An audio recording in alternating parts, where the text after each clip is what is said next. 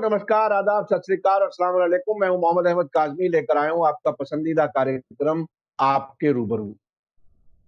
आज आपको एक बहुत ही दिलचस्प मेहमान से मिलाने जा रहा हूं। दिलचस्प इसलिए कि महाराष्ट्र में जब से एनसीपी और शिवसेना कांग्रेस की हुकूमत बनी है, उसके बाद उद्धव ठाकरे का जो रंग दुनिया देख रही है, उसकी उम्मीद किसी को नहीं थी। आज भी दुनिया भर में जो शिवसेना की पहचान बताई जाती है, वो नेशनलिस्ट हिंदू पार्टी के तौर पर लिखा जाता है आज भी। लेकिन उनके मुख्यमंत्री बनने के बाद, कांग्रेस और एनसीपी के साथ सरकार बनाने के बाद जो पॉजिटिव रंग उनका नजर आ रहा है। कम से कम दो बड़े वाकयात अब तक हो चुके हैं मुंबई और उसके आसपास, जहां फसादात कराने की कोशिश की गई, लेकिन उन्होंने उसको कंट्रोल किया। आज मैं एक खास मेहमान, जो नेशनलिस्ट कांग्रेस पार्टी के अल्पसंख्यक विभाग के नेशनल प्रेसिडेंट हैं, शब्बीर अहमद विद्रोही साहब, आपको मुलाकात मिलाना चाहता हूं। वो रहते हैं नागपुर में और हम स्काइप के जरिए आपसे मुलाकात कर रहे हैं। शब्बीर अहमद विद्रोही साहब, वेलकम है आपका मीडिया स्टार वर्ल्ड में। आप ये बताइए कि ये रंग कैसे बदला। आप की अच्छी खासी उम्र है, तजर्बा है, तो ये कैसे हुआ? शरद पवार जी ने आखिर इस जिसे कहना चाहिए कि कैसे पहचाना इस हीरे को और इस तरह से इस्तेमाल किया कि बीजेपी का जो हिंदुत्व वाला रंग है, उसके बिल्कुल मुख्तलिफ हार्ड लाइन हिंदुत्व में ही इतना पॉजिटिव रंग आ गया, वो कैसे हुआ? पहले आपके दर्शकों को मैं आदाब करना चाहूंगा। उसके बाद आपके का जो सवाल है कि उद्धव जी में जो आप परिवर्तन देख रहे हैं, मैं एक शेर कह करके उस बात को शुरू करता हूं। बात ये सच है कि हो जाता है सोहबत का असर, आदमी क्या दरो दीवार बदल जाते हैं। वाह, आदमी क्या ही नहीं, दरो बहुत ही दीवार दिलचस्प। बदल जाते हैं। जी जी। जो चीज आप देख रहे हैं, उद्धव के अंदर मानवता है, इंसानियत है, और वो इंसान की कद्र करते हैं। वो हिंदुत्व को, हिंदू जो है कोई मजहब नहीं है, ये एक सभ्यता है। मजहब है सनातन। और रह गया सवाल ये कि आप जानते हैं कि शिवसेना और भाजपा की दोस्ती जो है वो हिंदुत्व के ही भरोसे हुई थी और जी जी। इतने दिन चली। लेकिन आप जानते हैं कि कभी निजी स्वार्थ जब ज्यादा बढ़ जाते हैं तो भाई भाई के बीच आंगन में दीवार खड़ी हो जाती है। जी और जब जी। दीवार खड़ी हो जाती है तो बात अलग हो जाती है। और हमारा ये मानना है कि कुदरत भी मगरूर शख्सियत को जवाब देने के लिए मौके के तलाश में रहती है। जी तो जी। दिल्ली की हुकूमत के बाद भाजपा ने ये देखा कि हम अपने छोटे भाई को दबा करके भी हम जीते रहेंगे। लेकिन अब वो छोटा भाई अपना हक मांगने लगा कि 5 साल आप रह चुके हैं मुख्यमंत्री, हम तुम हमारे बल पर रहे हैं तो हमें भी इस बार मुख्यमंत्री बनाइए, 2.5 2.5 साल का फैक्टर लाए। इन पर उनकी बात टूट गई, जिसका मौका देखकर आप जानते हैं कि अंक के हिसाब से जो पार्लियामेंट चलती है तो उसमें हमारे पवार साहब अंक गणित नहीं जोड़ सकते। लेकिन तजुर्बे के हिसाब से और देश के अंदर जितने नेता बचे हैं उनमें सबसे शालीन, सबसे ज्यादा दृष्टिकोण रखने वाले और सोच को रखने वाले एक अच्छे नेता के रूप में शरद चंद्र जी पवार हैं। उनके मुकाबले का नेता मेरे देखने में, भले आप कह देंगे कि आप उनकी पार्टी में है, लेकिन मैं चश्मा उतार करके इस बात को देखता हूं कि मेरे नजर में वैसा नेता कोई भारत में अभी अवशेष नहीं है, बचा नहीं है। तो उन्होंने इस चीज का देखा और देखने के बाद आप जानते हैं ना कि कोई कांटा जब चुभ जाता है तो उससे नोकीला कांटा ही उसे बाहर करता है। जी तो जी। अब उन्होंने देखा कि अब भाजपा के कठोर हिंदुत्व को मुलायम हिंदुत्व के जरिए थोड़ा देखा जाए। और जी चूंकि हम जो है धर्मनिरपेक्ष दो पार्टियां इनके पीठ पर रहेंगे तो आदमी व्यवहार से संस्कार में नई चीजों को ला लेता है। तो हाँ। वो चीजों को उन्होंने देखा। दूसरी बात, हमारे उद्धव जी जो है वो शिवसेना के प्रमुख थे लेकिन सत्ता का उन्हें कोई अनुभव नहीं था। राजनीति का तो अनुभव था, वो सरकार में व्यक्तिगत रूप से नहीं थे। लेकिन आप जानते हैं कि मछली के बच्चे को तैरना सिखाना नहीं पड़ता है। और जो आदमी राजनीति में इतना रहा हो, परिपूर्ण रहा हो, और जिसे पवार साहब जैसे आदमी की सोहबत मिल जाए, तो आप कहते हैं ना कि अगर गुरु अच्छा मिल जाए तो शिष्य भी जो है महान हो जाता है। और कभी कभी ऐसा हो जाता है कि गुरु गुड़ रह जाते हैं और शक्कर चेला जो है चीनी बन जाता है। तो आज जो उनका व्यवहार देख रहे हैं, उस व्यवहार के दो कारण हैं। पहला कारण है पवार साहब जैसे धर्मनिरपेक्ष आदमी का सोहबत, और दूसरा कारण यह है कि उद्धव जी ने मान लिया कि मानव मानव में बैर करके हम देश को आगे नहीं बढ़ा सकते हैं। जिस फैक्टर पर भाजपा चलती है, तो उन्होंने ये मान लिया कि इस देश का तब तक उद्धार नहीं होगा जब तक आदमी से आदमी का प्यार नहीं होगा। तो इंसानियत से प्यार करने के उद्देश्य से इस सरकार में जातिवाद को समाप्त कर विकासवाद को लेकर के हम तीनों एक हुए हैं और चल रहे हैं। यही उनके परिवर्तन का कारण है। आदरणीय पवार साहब की सोहबत का असर है, जिससे उनके दिल में सांप्रदायिकता दूर होकर धर्मनिरपेक्षता धीरे धीरे प्रवेश कर रहा है।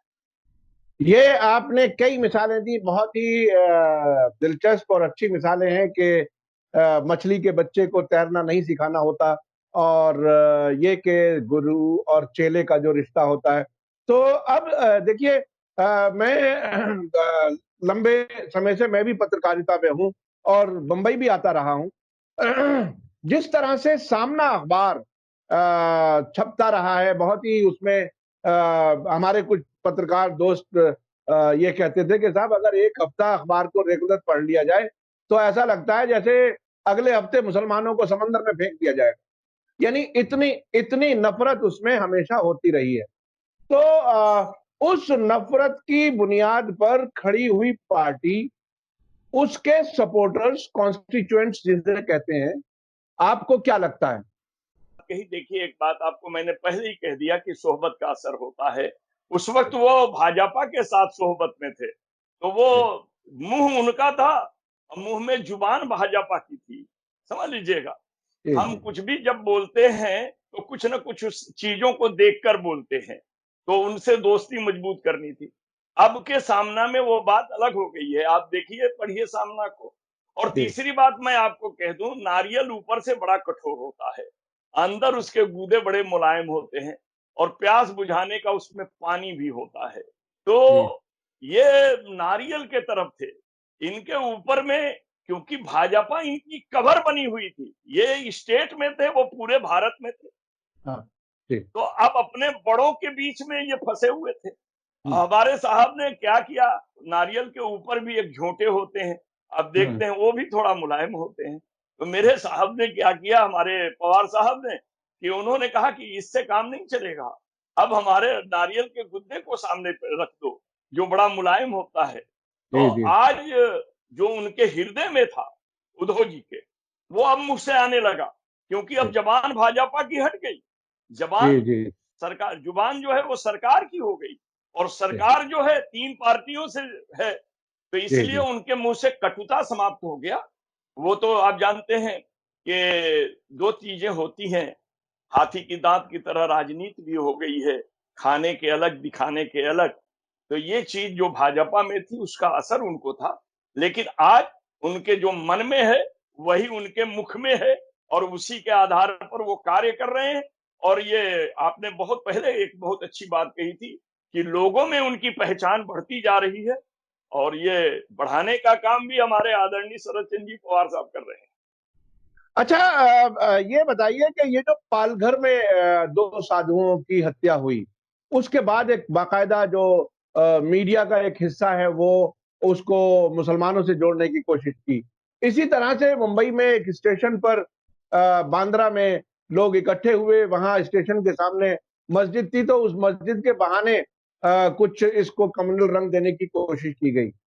इस तरह के वाकयात को किस तरह से, मतलब कैसे टैकल किया जाता है कि क्या इस जो जो नेशनल, अपने आप को मेन स्ट्रीम गोदी मीडिया जिसे हम लोग कहते हैं, उसके मुकाबले में क्या महाराष्ट्र का अपना मीडिया ऐसा है जो लोगों को उस भड़काऊ मेन स्ट्रीम मीडिया से बचा करके सही बात पहुंचा रहा है? क्या हालात है मीडिया के? देखिए, मीडिया से बचाकर सही हालात पहुंचाने का काम कानून के जरिए हमारी सरकार कर रही है। क्योंकि आपने जो देखा पालघर वाला मामला, पालघर जिस गांव में हुआ उस गांव में एक भी मुसलमान की आबादी नहीं है और 111 लोगों के जो नाम आए उसमें भी एक भी मुसलमान नहीं है। और वहां कुछ दिन पहले से एक आबो हवा चल रही थी कि लोग बच्चे चुराकर उसकी किडनी निकाल रहे हैं, समझ रहे हैं। और ये सारी घटना घटी। खैर, वो जो घटना घटी वो दुखदाई थी और उसका जितना भी निंदा किया जाए कम है। लेकिन जो चीज हो गई है उसको किसी दूसरे दल से या दूसरे समाज से जोड़कर सांप्रदायिक रूप देना उससे भी ज्यादा खतरनाक है। जैसे आज मैं नाम नहीं लेना चाहता था कि मैं कोरोना की बात करूं, लेकिन कोरोना से ज्यादा इस वक्त डरोना जो मीडिया ने लोगों के दिमाग में भर दिया है खतरनाक का, वो इससे ज्यादा है। अफवाहें जो है इससे ज्यादा खतरनाक है जितना वो बीमारी खतरनाक नहीं है। बिल्कुल।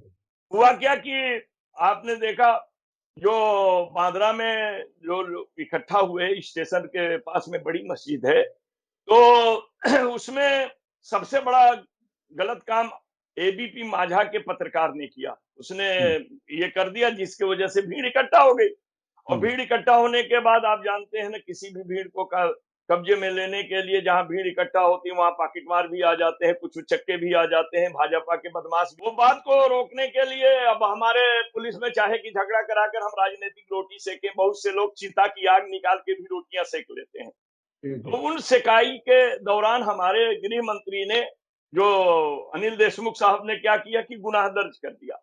जब गुनाह दर्ज हो गया और उसकी पकड़ होने लगी तो कुछ जबान दबने लगी। आदमी देखिए, एक बात बताएं, सबसे बड़ा देश में जो है कानून होता है।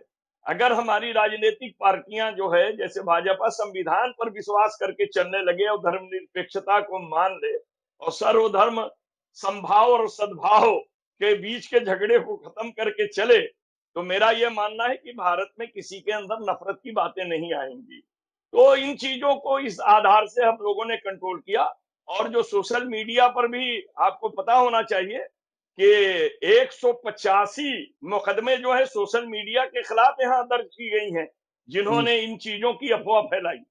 तो ये सब चलता है और मेरा ये मानना है कि आज कानून जब चाहे शांति बना सकता है, अगर उसका मिसयूज न किया जाए तो। अच्छा, आप ये बताइए कि चूंकि आप मुसलमान हैं और अल्पसंख्यक जो डिपार्टमेंट है आपकी पार्टी का, उसके आप नेशनल प्रेसिडेंट हैं। इन तजर्बात की रोशनी में आप मुल्क भर के मुसलमानों को क्या मैसेज देना चाहेंगे? ये यानी जो पॉलिटिकल पार्टीज हैं उसमें मुसलमानों का क्या रोल हो ताकि मुल्क के लिए हालात बेहतर हों और सभी चैन सुकून से रह सकें?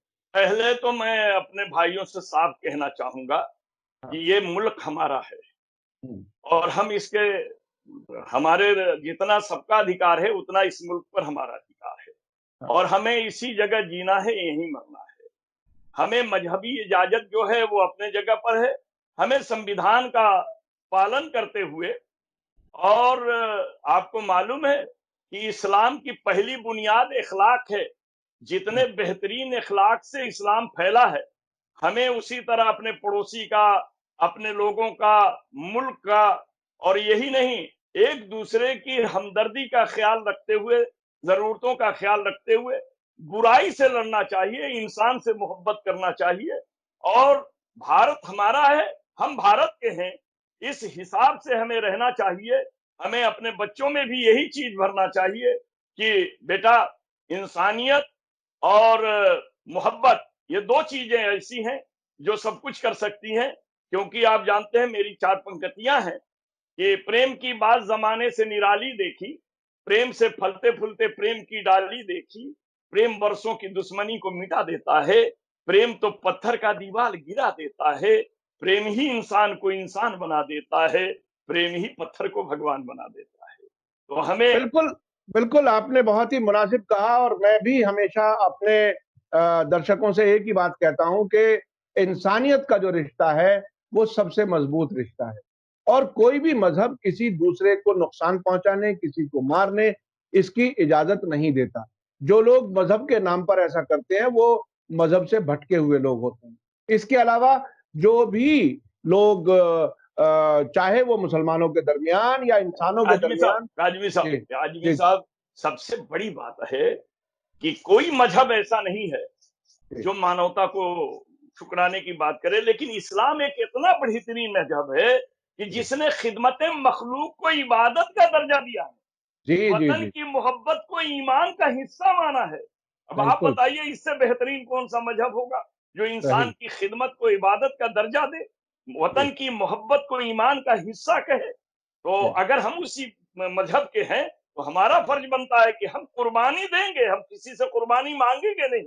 हम जी मुल्क की हिफाजत के लिए हैं, हमारी हिफाजत के लिए तो हमारा रब है, लेकिन हम किसी की बुराई न करें, किसी से कुछ न करें। और आपको मालूम है कि एक चीज और होता है, कहीं से बुराई के छींटे आते हैं, इग्नोर कर देने से वो वापस चले जाते हैं। तो इस जी तरीके से थोड़े देर के लिए इग्नोर करना चाहिए, मगर आज हमारा नौजवान खामोशी को बुद्दिली से जोड़ दिया है, जी इसलिए जी थोड़ी सी बुराई बढ़ जा रही है। खामोशी जी बुद्दिली नहीं है बेटा, खामोशी जो है वो 100 गलत सवालों का एक बेहतरीन जवाब जी जी, बेहतरीन बात कही आपने। अच्छा, आजकल जो मीडिया का हाल है, जो हर दिन शाम में हिंदू मुसलमान, इंडिया पाकिस्तान, इस सब पर बहस करके बिल्कुल सबका खून गर्म करना चाहता है, और उसके बारे में क्या ख्याल है? जो गोदी मीडिया, एक तरफ तो वो सरकार के तमाम मतलब वो जो निगरानी का काम था, जो वॉच डॉग का काम था, वो मीडिया नहीं कर रहा है।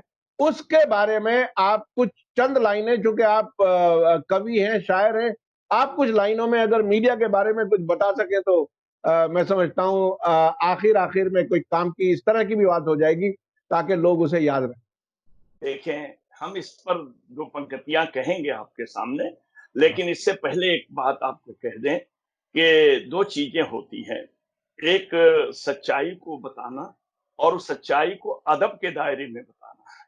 जी जैसे माँ कहें तो कोई औरत नाराज नहीं होगी, जी जी लेकिन बाप की बीवी कह दें तो औरत नाराज हो जाएगी, जी जी क्योंकि बाप की बीवी होना और हाँ, माँ होने में फर्क है।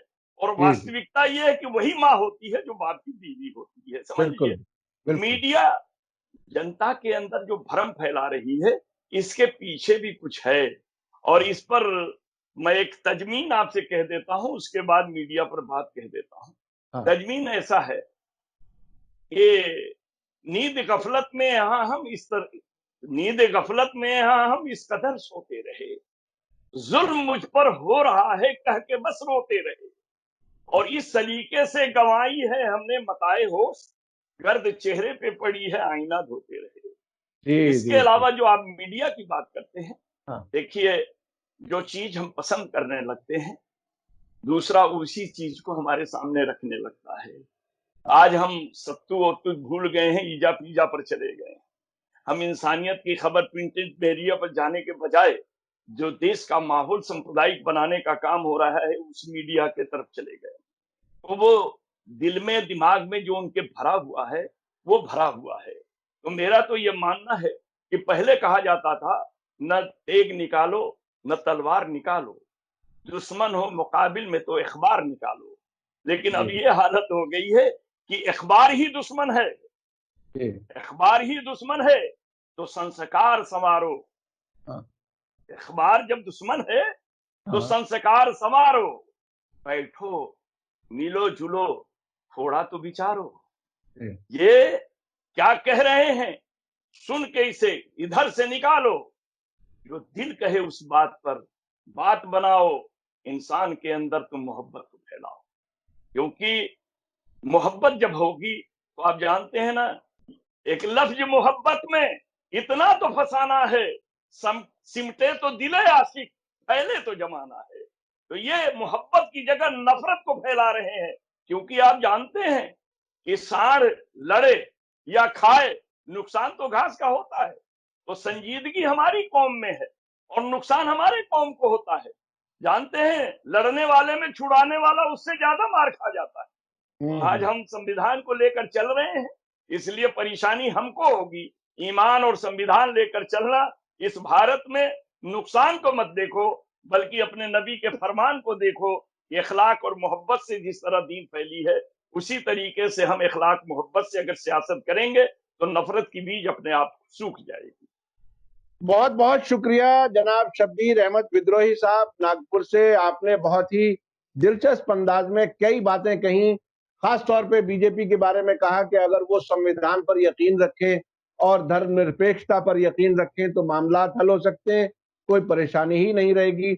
मीडिया के बारे में भी आपने बहुत दिलचस्प अंदाज में अपने कमेंट्स रखे, और खास तौर पे उद्धव ठाकरे जी की संगत बदल गई, इसलिए उनके दिल के अंदर का जो नर्म नारियल जिसे आपने कहा वो सामने आया है। ये बहुत ही दिलचस्प अंदाज में आपने बहुत सी चीजें रखी हैं। बहुत बहुत शुक्रिया, आपने मीडिया स्टार वर्ल्ड के लिए वक्त निकाला। हम फिर कभी आपसे फिर मिलेंगे और अपने दर्शकों से मुलाकात कराएंगे।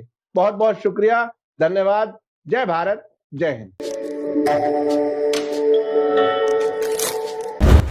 मीडिया स्टार वर्ल्ड के और वीडियो देखने के लिए हमारे चैनल को सब्सक्राइब करें और सीधे नोटिफिकेशन पाने के लिए बेल आइकन दबाएं। और अगर हमारी खबर सच्ची और अच्छी लगे तो अपने व्हाट्सएप, इंस्टाग्राम, फेसबुक और ट्विटर अकाउंट पर जरूर शेयर करें।